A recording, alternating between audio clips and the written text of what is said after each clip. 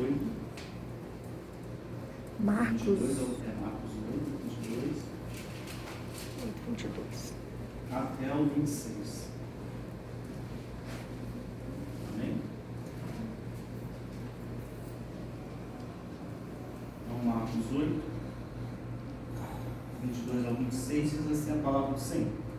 Então, chegado a Betsaida, lhe trouxeram um cego, rogando-lhe que o tocasse. Jesus, tomando o cego pela mão, levou-o para fora da aldeia e, aplicando-lhe saliva aos olhos, impondo-lhes as mãos, perguntou: vês alguma coisa? E este, recobrando a vista, respondeu: vejo os homens, porque como árvores os vejo andando.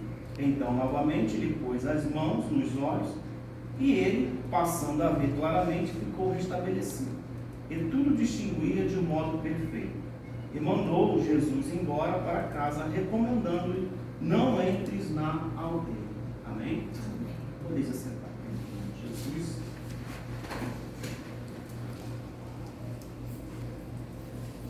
A cura desse cego, né?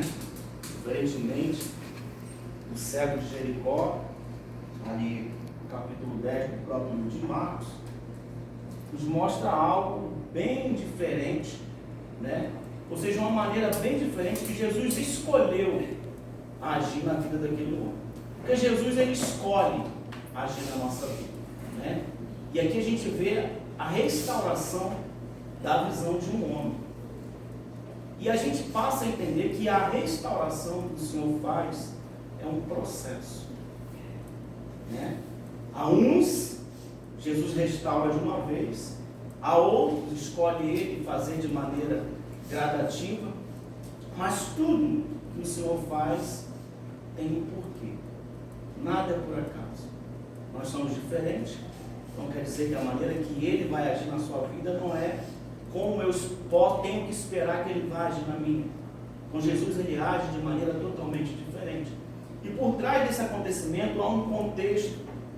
Se nós voltarmos aqui no capítulo 8 de Marcos, nós vamos ver que Jesus já havia realizado já as duas multiplicações dos pães. Juntamente com seus discípulos, depois ele pega o barco, né, e segue diante. E aí ele vê os seus discípulos ali preocupados porque eles entraram no barco e esqueceram de levar pães, não foram abastecidos.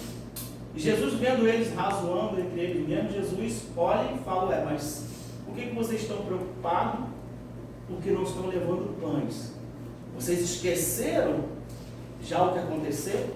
Quando eu multipliquei 5 pães para 5.000 pessoas, quantos cestos sobraram? 12.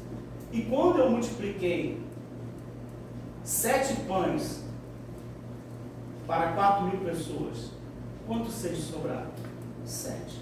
E Jesus vira para eles e fala: e vocês ainda não aprenderam? Assim como nós. Jesus anda fazendo coisas a nosso respeito e a gente estamos colocando o nosso foco somente nas ausências, naquilo que nos falta. E esquecemos de colocar os nossos olhos naquilo que Jesus fez. E assim, cremos no que ele ainda vai fazer. Então, quando Jesus chega ali naquela cidade de Betsaida, e a cidade de Betsaida ela já tinha sido contestada por Jesus, quando Jesus vai citar 3 cidades, né, em que a falta de fé e incredulidade operavam, que era Corazim, Betsaida e Magdala. Então, Betsaida era uma cidade totalmente incrédula. E quando Jesus chega naquela cidade, os homens veem Jesus chegando, a fama de Jesus sempre chegar primeiro que ele. Então eles pegam aquele cego e levam para Jesus.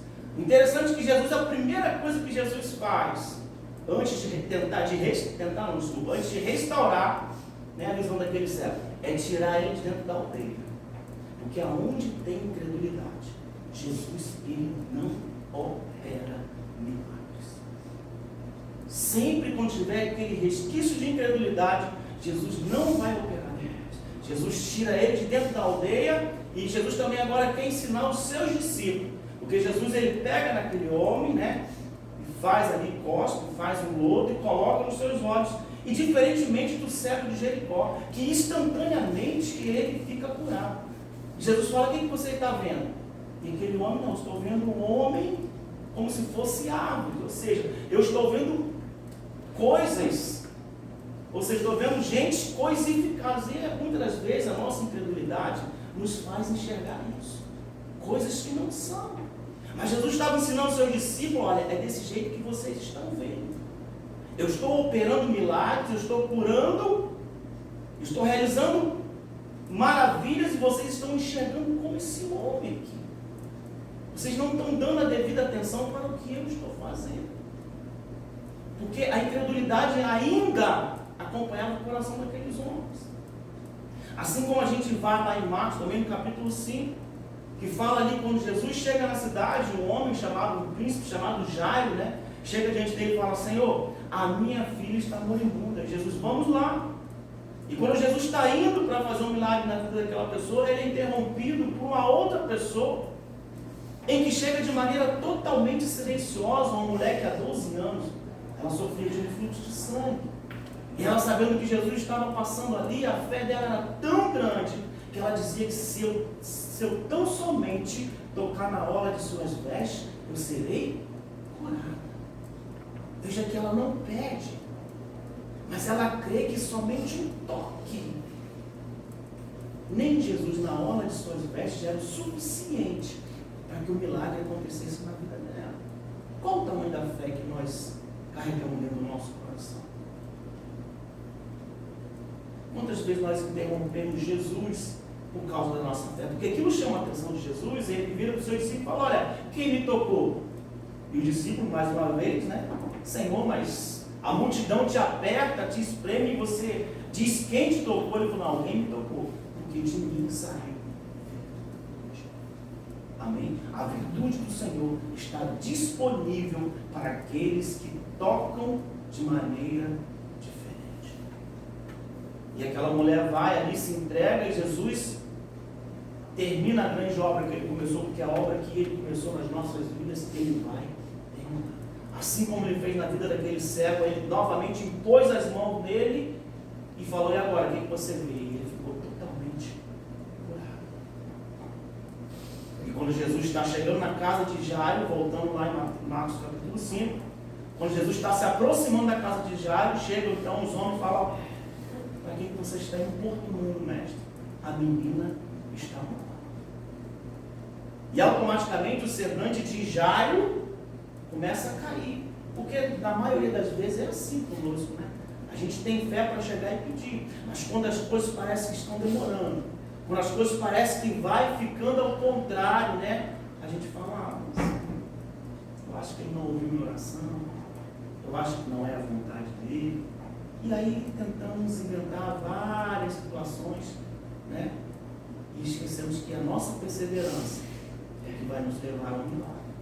E quando Jesus olha para Jairo e fala: crê somente. Crê somente. Mais nada. E então quando ele chega na casa de Jairo, lá já vê as pessoas planteando lá, chorando, e pergunta: cadê a menina?